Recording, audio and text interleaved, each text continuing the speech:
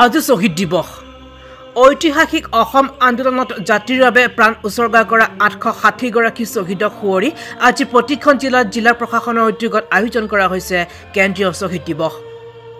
ঐতিহাসিক অসম আন্দোলনত অসমী আইৰ অস্তিত্ব ৰক্ষাৰ বাবে আত্মবলিদান দি শ্বহীদ হোৱা প্ৰথমগৰাকী অসম মাতৃৰ সন্তান আছিল শ্বহীদ খৰ্গেশ্বৰ তালুকদাৰ। তেখেতৰে মৃত্যুদিন 10 ডিচেম্বৰত প্ৰতি বছৰে শ্বহীদ দিৱস পালন কৰি অহা হৈছে।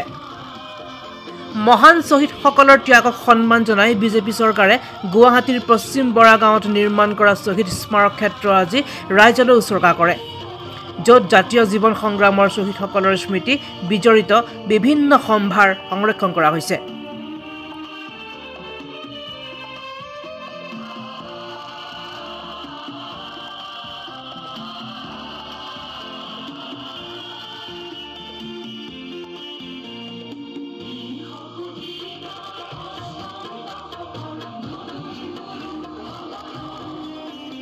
এয়া অসমীয়াৰ বাবে আজি এক গৌৰৱৰ দিন।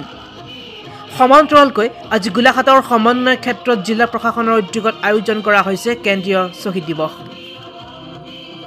প্ৰায় 2 সহস্ৰাধিক লোকৰ সমাৱেশ ঘটা এই অনুষ্ঠানত সকলোৱে সমস্বৰে পৰিৱেশন কৰে শ্বহীদ প্ৰণামো তোমাক শীৰ্ষক গীত।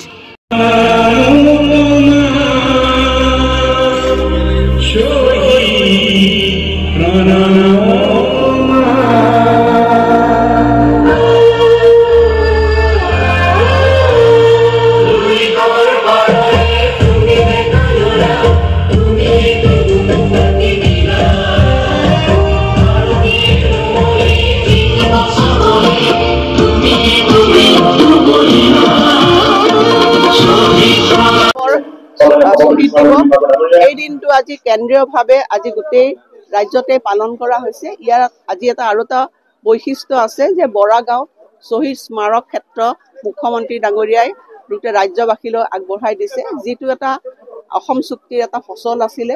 আৰু সেই অসম চুক্তিত তেওঁলোকৰ যি দফা আছিলে সেই দফাবিলাকক কাৰ্যকৰীকৰণ কৰিবৰ কাৰণে আমাৰ চৰকাৰখনে যোৱা সময়ছোৱা প্ৰচেষ্টা কৰি আহিছে।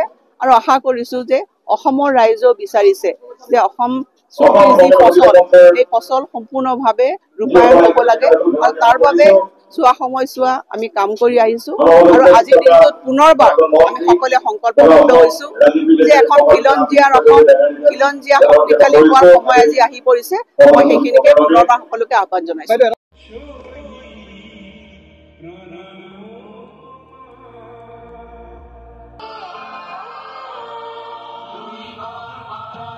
উপস্থিত থাকে মাননীয় বিত্তমন্ত্ৰী অজন্তা নেওগ, খুমটাই সমষ্টিৰ বিধায়ক মৃণাল শইকীয়া, জিলা আয়ুক্ত পুলক মহন্ত, আৰক্ষী অধীক্ষক ৰাজেন সিং, পৌৰপতি দুলুমণি বৰবৰা, বিজেপি নেত্ৰী বিস্মিতা গগৈৰ লগতে জিলা প্ৰশাসনৰ বিভিন্ন বিষয়া কৰ্মচাৰী। News desk report, Golaghat diary.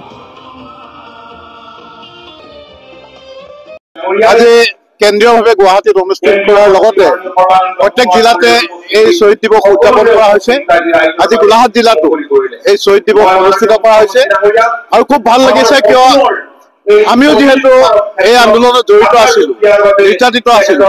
আজি বহু এনে সহকৰ্মী পাইছো যোনে জেল গৈছিলে, যোনে নিৰ্যাতিত হৈছিলে, সকলোকে আজি লগ পাই নথৈ আনন্দিত হৈছো। আমাৰ পুৰণি স্মৃতিবিলাক আজি উভতি আহিছে।